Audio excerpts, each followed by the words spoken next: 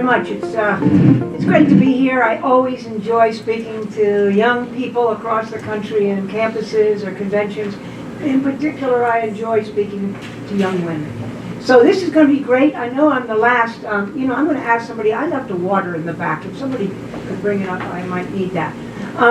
Years and years ago, my brother Pat is a mentor of mine. He's an older brother. I have 7 brothers, but he's the one that went into politics, a mentor of mine, and he told me once, hey, if there's a lot of speakers, whatever you do, be number 1, no more than number 2. So what am I, number 8 today? This is not a good thing. I somehow fouled up his advice, and here I am, the last. You guys have heard some terrific speakers already today. I know some of them well, and they are, and I know that you must have thoroughly enjoyed them because they're just terrific. And now I'm the last, so you're ready to go out that door.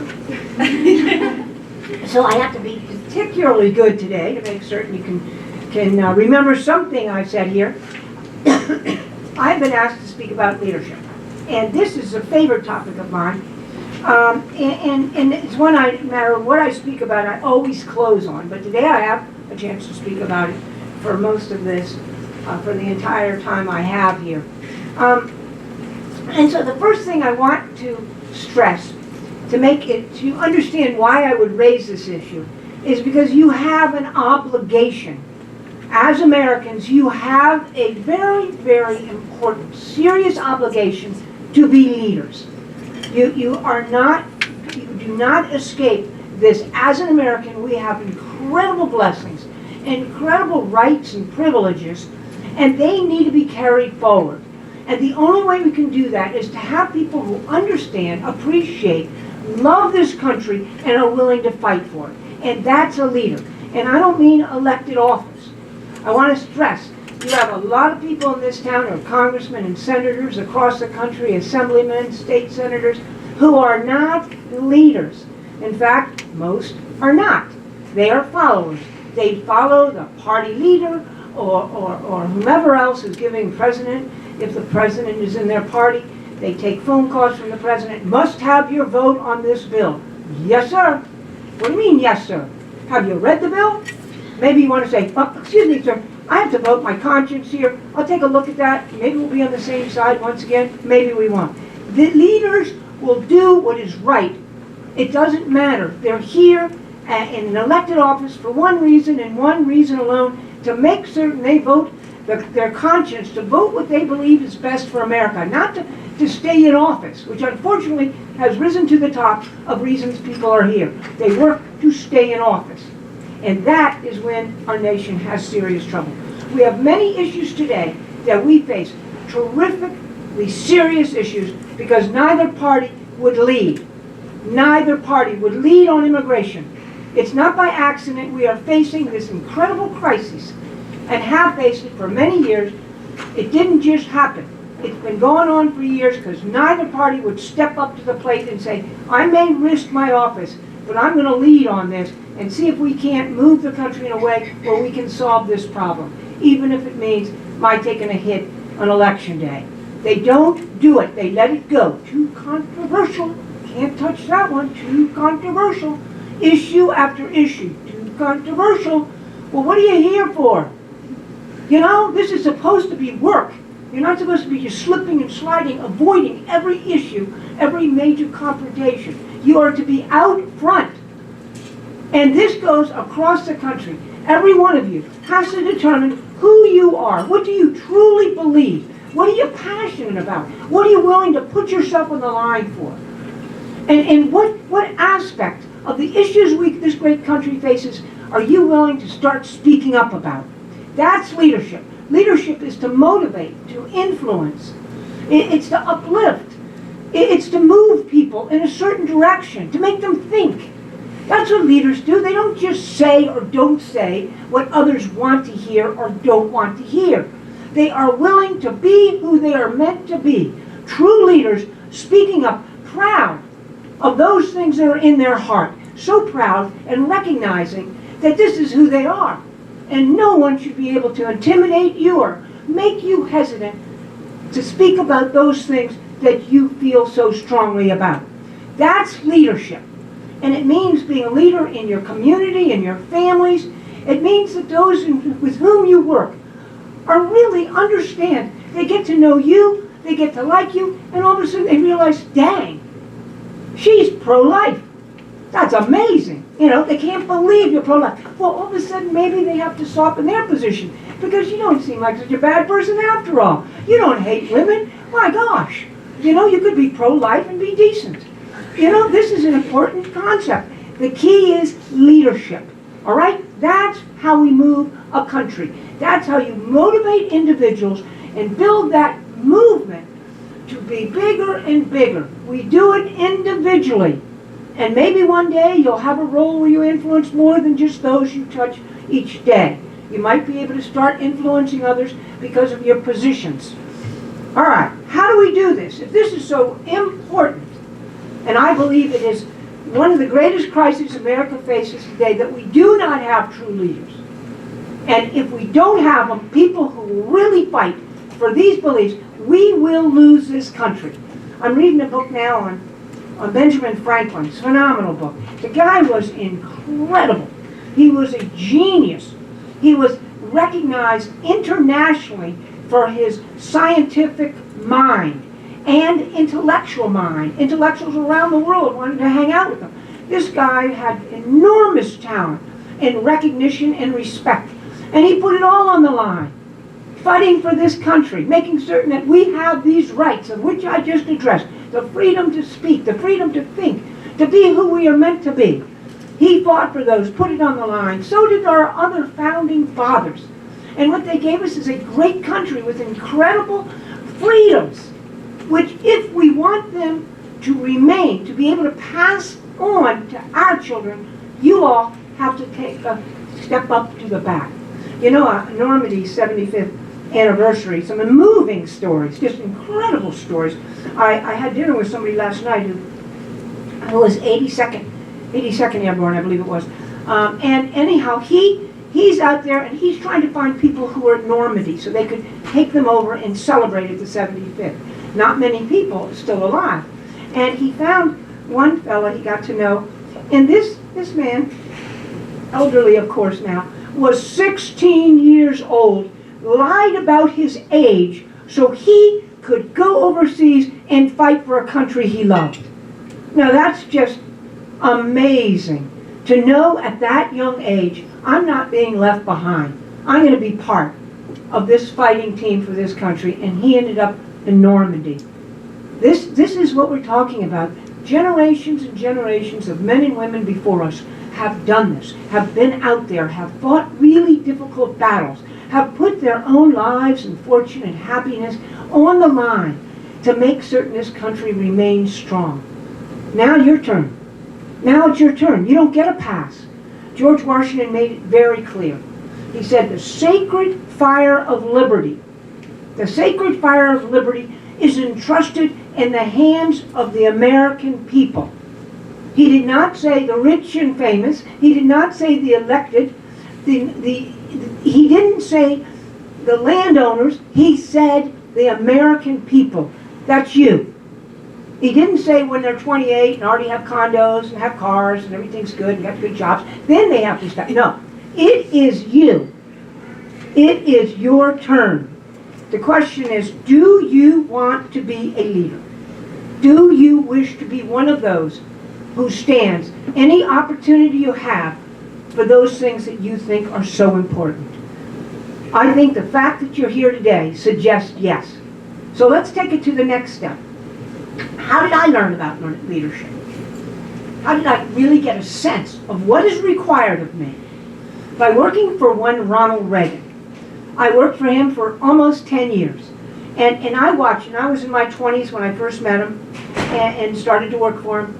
And I have to tell you something. I was a conservative, but I was young and people were just, the left was very, very angry and they were yelling and you call your names and my girlfriends were saying, how could you possibly be, with that crazy guy, with the orange hair and a B actor. I mean, he's, a Neanderthal, what are you doing?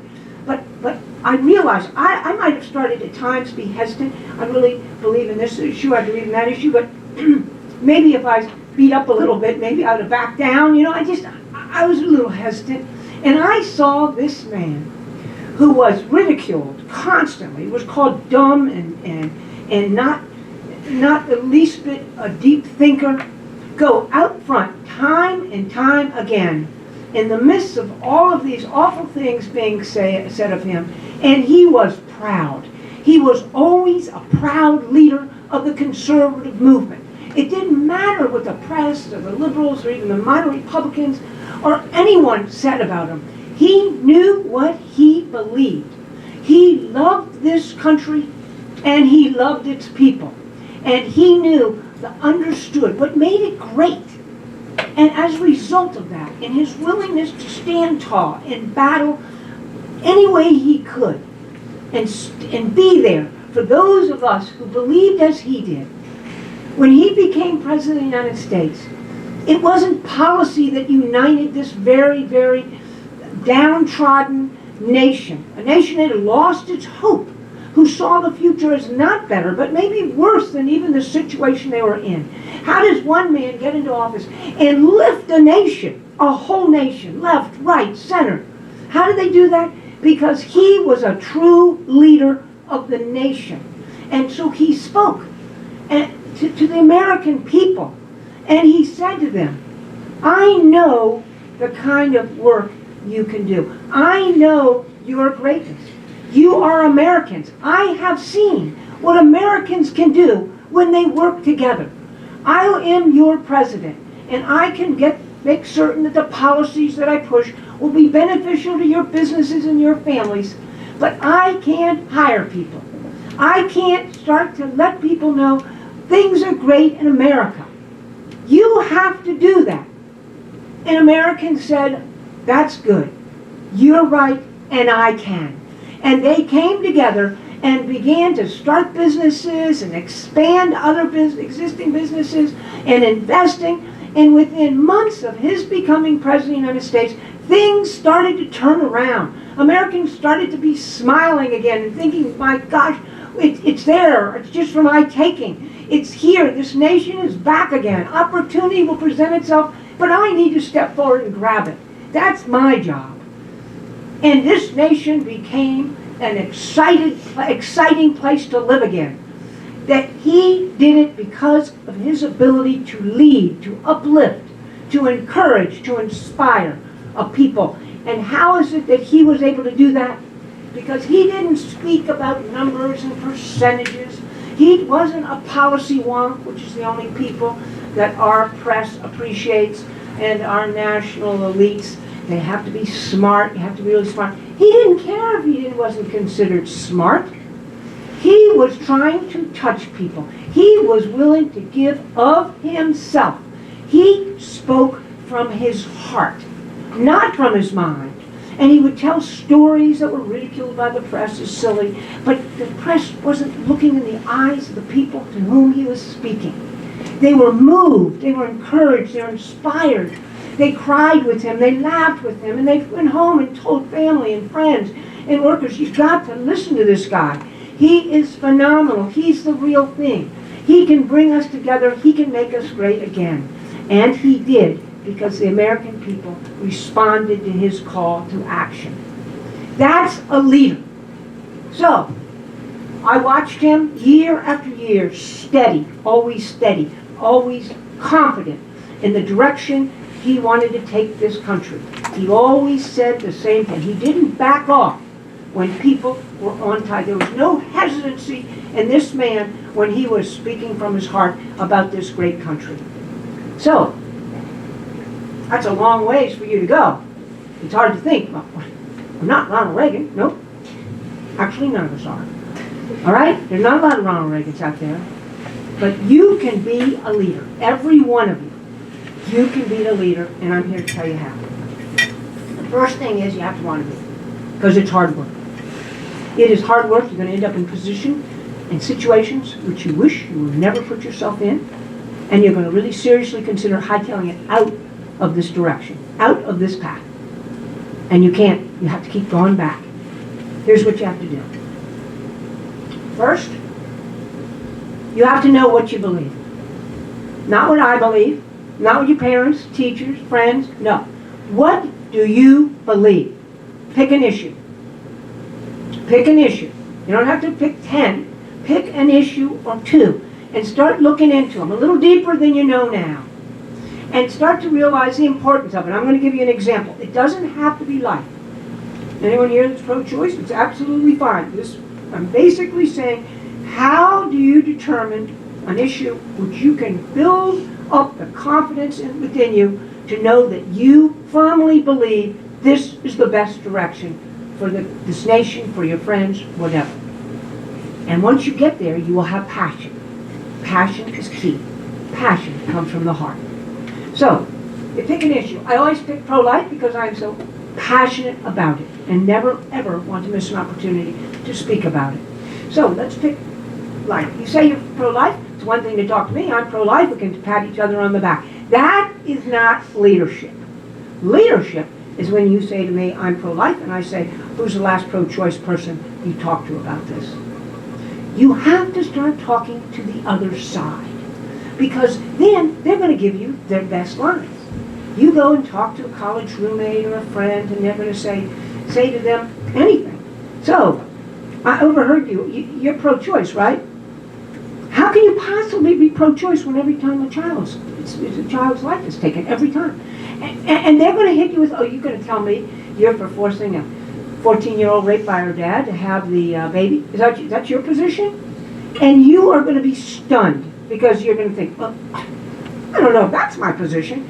You know, you have to think of these issues. They are not without good arguments. So you have to consider the arguments of anyone on the other side. Whenever I used to be called, for instance, the CNN call and say we're going to do a debate on guns, I knew where I stand on guns, but it didn't mean I didn't spend several hours trying to figure out, is there anything current? What are the other side saying? What's their best arguments now? So that I would not be surprised. You need to talk to people on the other side. And also, how are you going to influence anyone if you're not talking to people on the other side? The rest of us are all pro-life. So, you find out and they hit you with this, you need to go back. You need to walk back and say to some pro-life friends, okay, I got to walk this one through. I got to talk to you. Do you believe in exceptions or not? If you ask me, I'll say no exceptions, because I believe it's a child.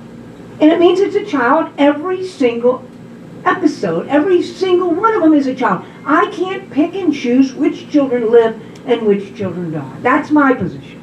Another very legitimate position is exceptions for rape and incest. And that's because the poor woman had absolutely nothing to do with this situation. And here she is faced with a pregnancy that was not of her doing. So should she be given an exception? That is a very reasonable position, and I suspect that if any laws get passed in this country that start to restrict abortion and are upheld, they will always have that exception. If I were a governor and a bill came to me and used those exceptions, I don't agree with the exceptions, watch how fast I sign the bill. So you've got to come to grips with what it is you believe. Then you have to go back. You have to go back and say, you know, that's a good one. That's a tough one. I don't believe in exceptions. I can understand why you would. Let me ask you one. How about viability? Live outside the womb. 4.5, 5 months.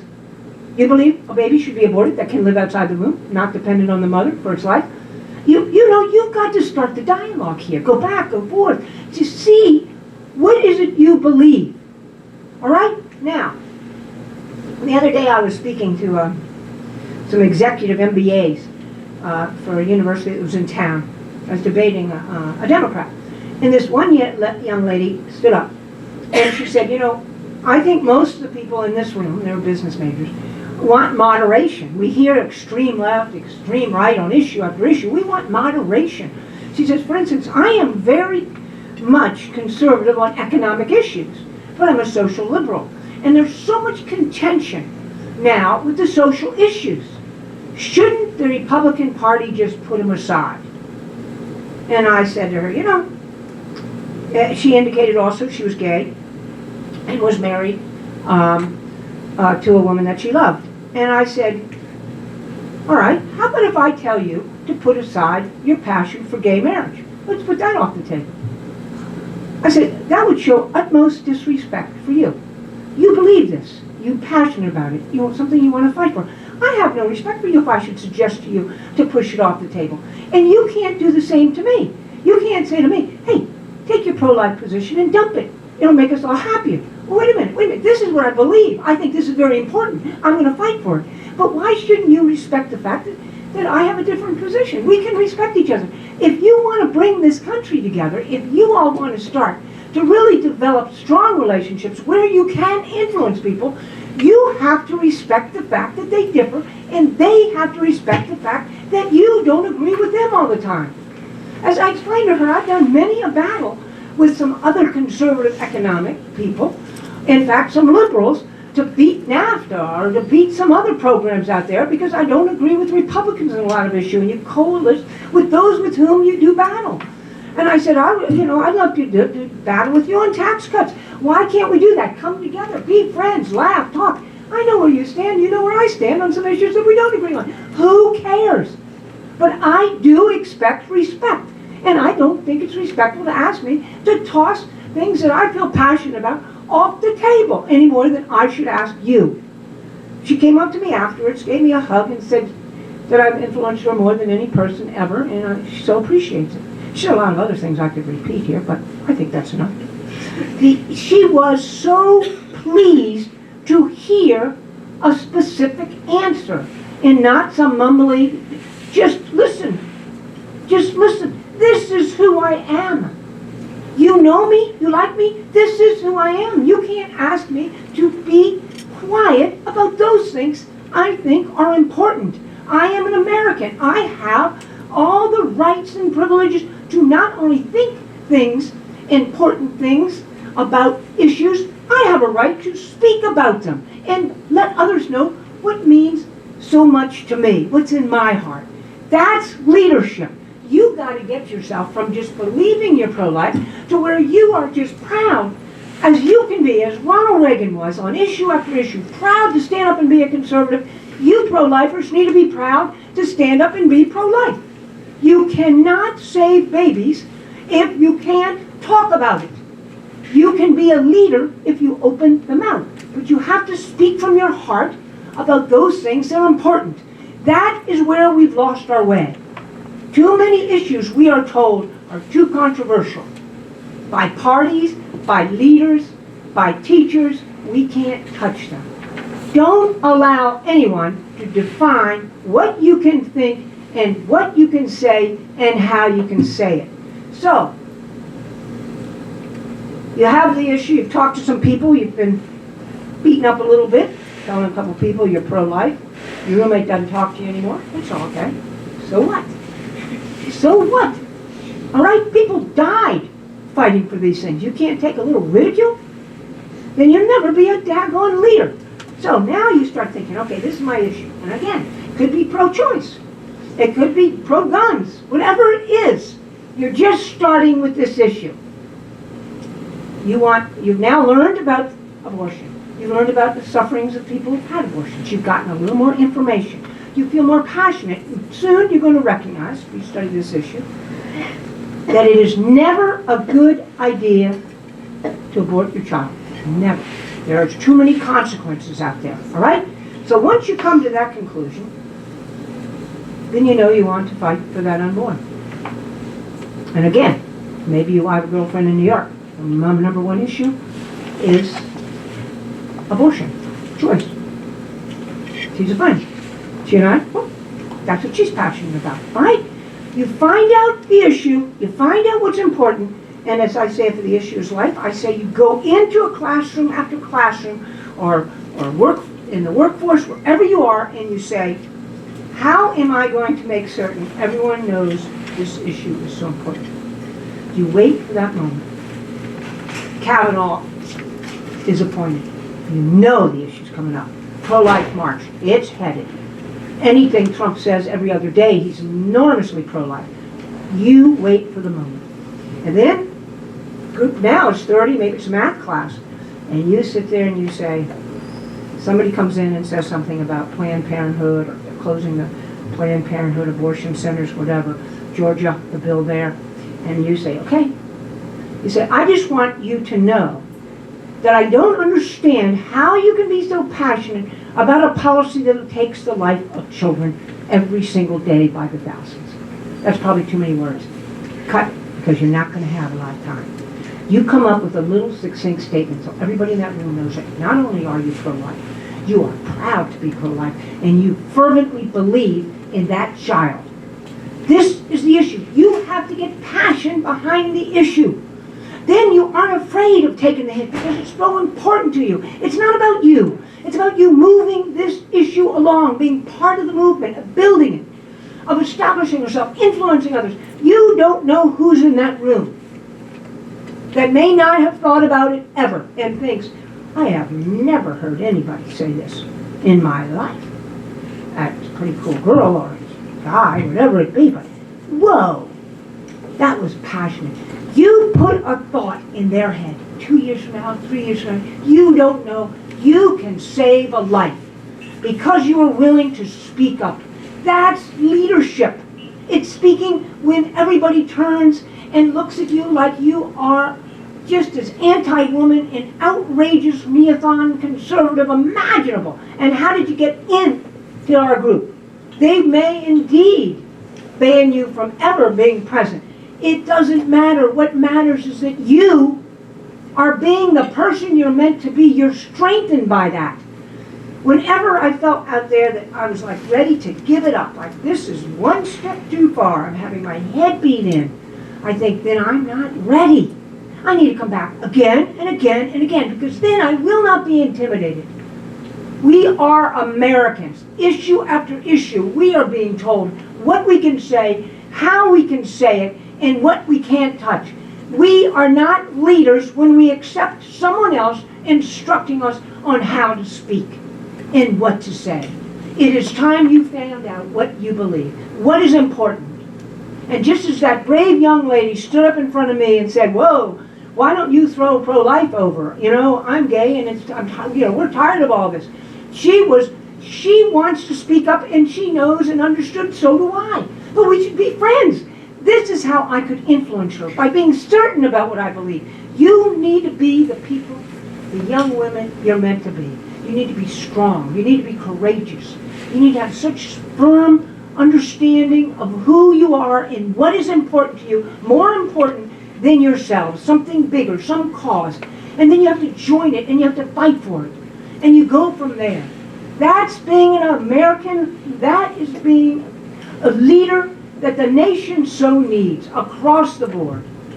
So I challenge each and every one of you, time to be the outspoken people, the absolute certain individuals who will boldly stand up for your beliefs because you are Americans, and George Washington had it right. Without your leadership, wherever you go, and many, many more like you, we could very easily lose that sacred fire of liberty. Thank you very, very much. Thank you. I think I have time for questions.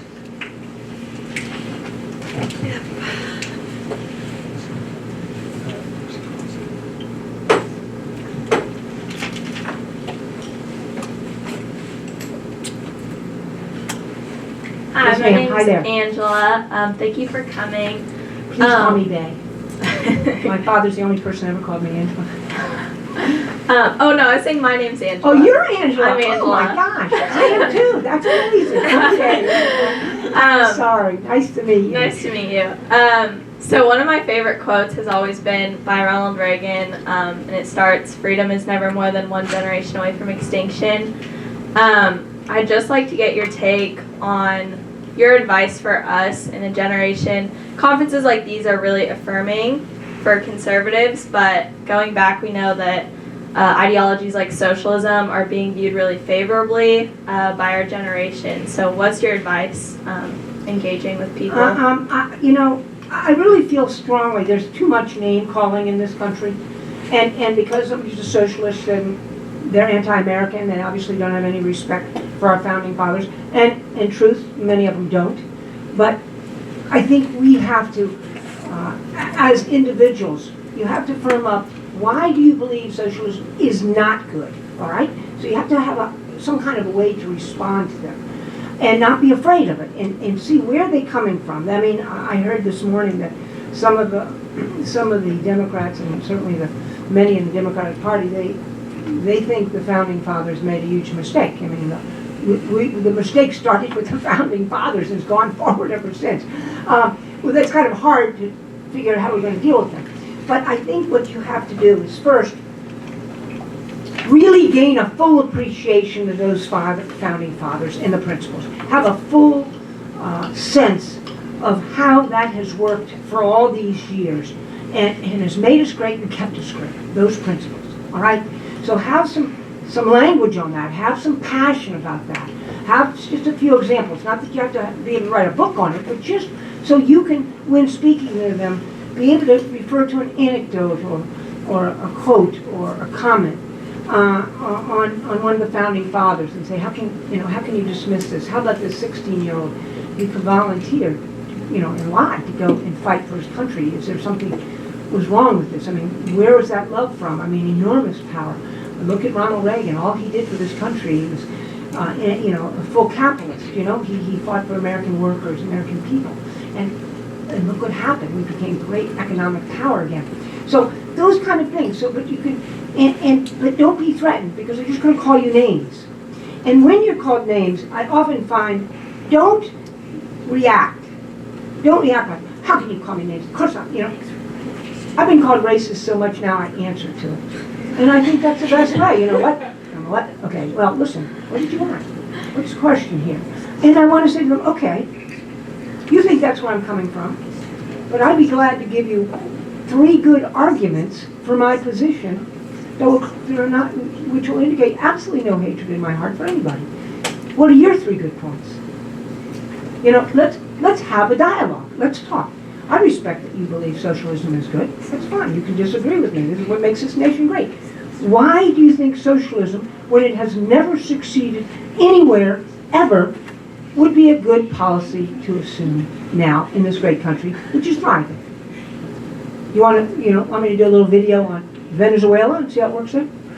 I mean, maybe I'm being a little too flippant, but how do we engage them? You have to engage them. You have to become, friends, laugh, and so that they can see that you are a strong person that they respect. All right, you never back up. Never, ever hesitate.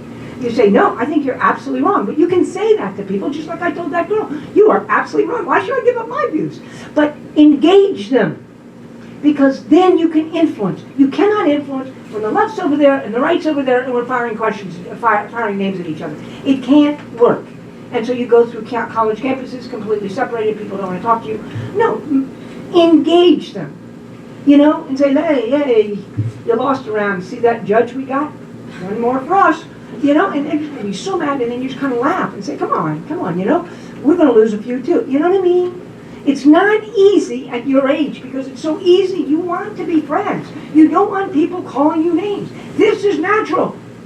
But we are at a time in our life where if you wish to stand up and be a true leader and have these views and want to express them, you are going to end up in some difficult circumstances. All right?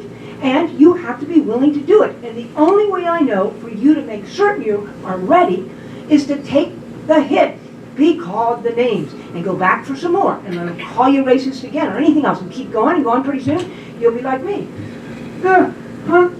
Yeah, Nazi? Yeah, right. Okay, let's go back to they just call names. That's all they do. They are empty and void. And if you can get through to them, you can influence them. Great question. Thanks very much. My name is Sarah, and I'm from California. And my question for you is I that... can't solve California. Of course, your political career started when you were pretty young. So what do you think are some tips that you would have for people in our age group that are looking to develop political careers or just influence social change in some way? What are the things that you think helped you be successful? Excellent. First of all, let me repeat. To be a leader does not mean elected office or politics. You are a leader in your family and how you raise your children and how willingness you are to be frank with them and your communities. You're definitely a leader in workforce. You can be a leader on campus. But your question is one I'm delighted to answer. Number one, my first job in politics, I was at graduate school, and my brother suggested I take a leave of absence and work for Nixon, and that was the year of Watergate. So I was on that as an intern or, just a staffer for 6 months. And I went into that office, and in the first 2 days, I was getting a graduate degree from McGill in math. And in 2 days' time, I said, oh my gosh, this is exciting. Go in, and they're all talking policy, they're talking front page, the papers. Did you see Governor so-and-so? Can you believe he made that statement? And you're just like, what? And you just, all of a sudden, there's electricity. There's a lot of young people. No one's paid a lot. They're just out there working on long hours. And I thought this is the most exciting thing I had ever done. And after 6 months of that, I went to my brother and I said, how do I stay in this business? How do I stay? And he said, find a candidate that you believe in. Don't worry about whether he's going to win or lose. You find somebody who shares your views, who represents you on most of the issues, somebody you can believe and work long hours. Then you become part of a cause. You work for this person. They may disappoint you, but you pick somebody that you thought was a good person and you work day and night for them. You will never, ever regret, especially as young people who don't have all of the obligations of somebody in their 30s with family and all. You will never, ever regret the time you spend on a campaign. It's long hours, and it is great camaraderie, and it's common cause, and you come to a big old debate or something like that, and you're just sitting there, all of you, cheering your man on. It's as good as anything. And that's what inspired me. I got involved, and I said, issues is my future, causes. I've been a cause person ever since. So my recommendation is get experience. Don't hesitate. How do you get a job? You don't wait for someone to call you on the phone. You show up at the office and say, I have every intention of working for Mary Jo. Okay? Now, where's the campaign manager? Who's running this office? I will volunteer till you hire me. I sent my son, he wanted to work for Rand Paul. I said, don't wait go to New Hampshire. He was there a week before he announced. As soon as he announced, he's at the office. For a month, he wired the office, fixed up for computers, put in phones. He did all kinds of crazy things. And he worked for Rand Paul for 9 months, that primary. When campaigns get started, they're completely chaotic. Nobody knows what anyone's doing. People just if you just sit down at the phone and start answering it, they're going to think you are the best, most incredible worker they've ever seen. All you're doing is taking messages, It's okay. They need someone to do it. Do everything. Do everything, be helpful, and you will start meeting people that will recognize how good you are and how willing you are to be part of the team. And and even if you just end up working as a volunteer, which I know most of you probably cannot do, so you have to tell them, you need to give me minimum wage here, guys, come on. But they once say, no, you're good. And that's how to do it. I wouldn't hesitate. Campaigns are much more exciting than somebody's office on the hill, where you answer letters and answer phones. And then 6 months later, someone else is answering letters and answering phones, and you're looking for a job. That's my experience. I hope that answered your question. Yes, thank you so much.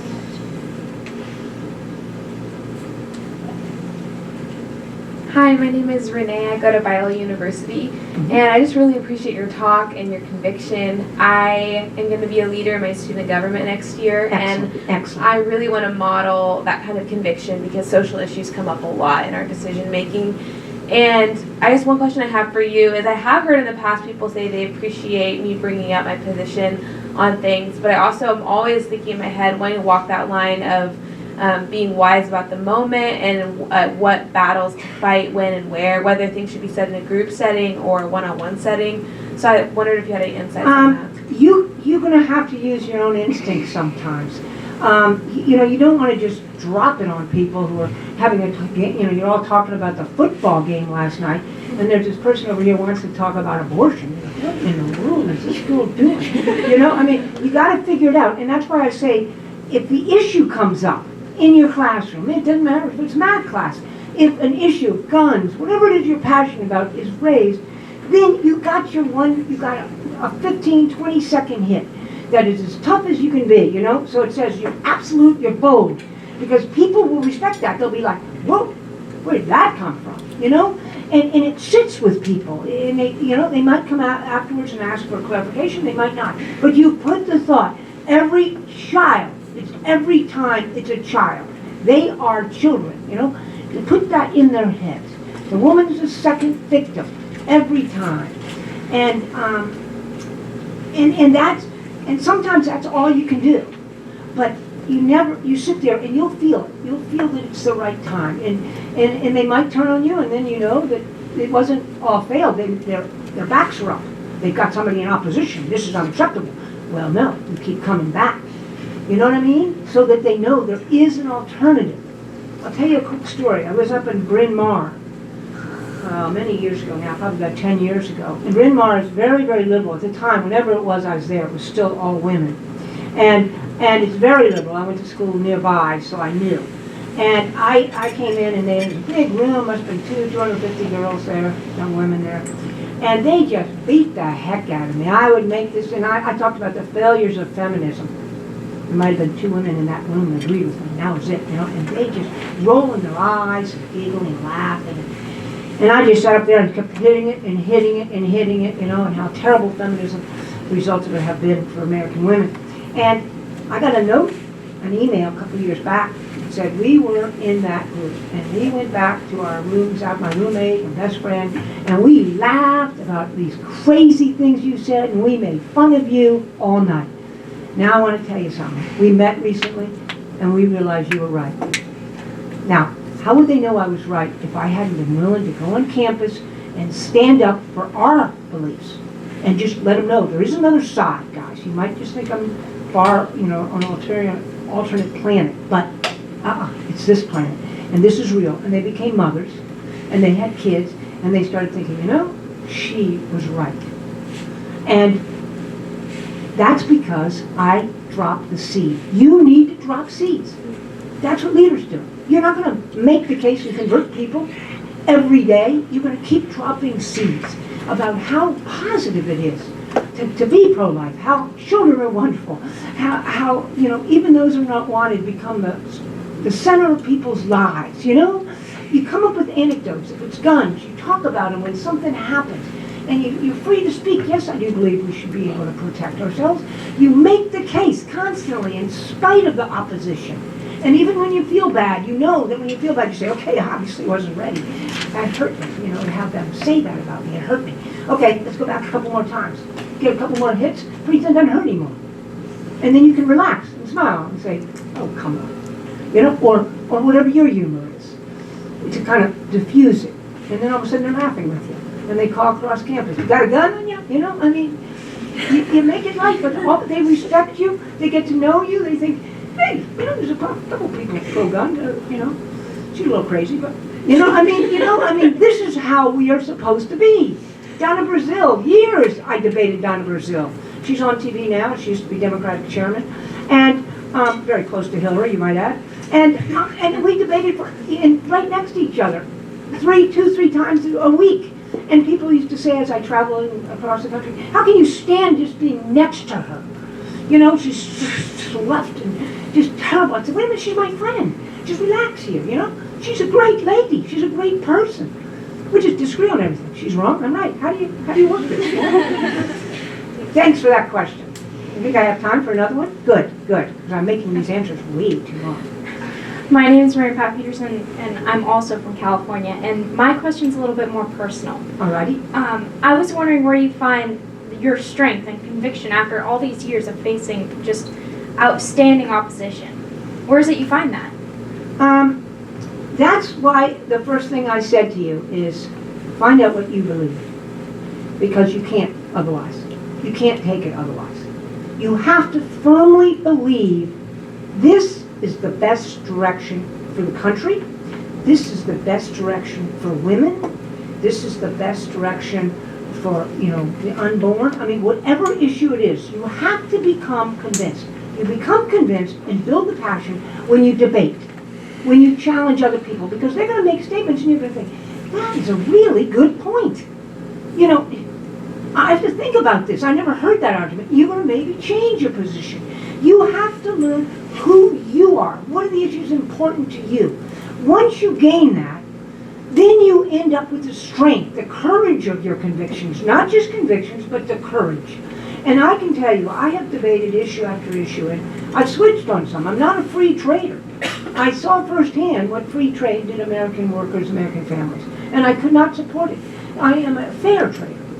And so these are issues that I learned, I studied, and I thought absolutely free trade, best thing. And then as I got to know and saw people losing their jobs because of it, I said, stop, this can't be good for America. And I developed, you could change. You've got to keep an open mind and respect people who disagree. But how do you get the strength? You get the strength from the conviction you're right, that I have studied this. I know without issue that any woman who ever approached me who's pregnant, I know that without question, the best thing is that she has that child. There is no hesitation. I don't care the circumstances. And I would stand by her. I would never, ever suggest that, she's done anything wrong and she didn't have, she aborted the child. I'm not here to tell people that, the sins they've committed, if you like. That's not my job is not to judge. But if there's any way, and bring them into my house to live, so they're comfortable and know that they have somebody fighting for them, I would do it to save the child and for her sake.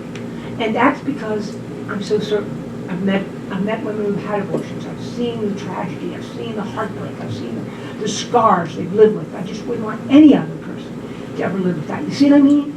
And so then when you're that confident, why was Ronald Reagan able to put up with that? Why, when he became president, was he able to stand up to the continual ridicule? It's because he was certain America could turn around if he could reach the people. Get what they were saying about, can I reach the people, inspire, uplift them? I know they're good for it. I know they're amazing. I know they can do this. I can't. I can just inspire them and send them the positive messages, and he did that. And you can do it with friends. You can do it with colleagues. You can do it by your own example.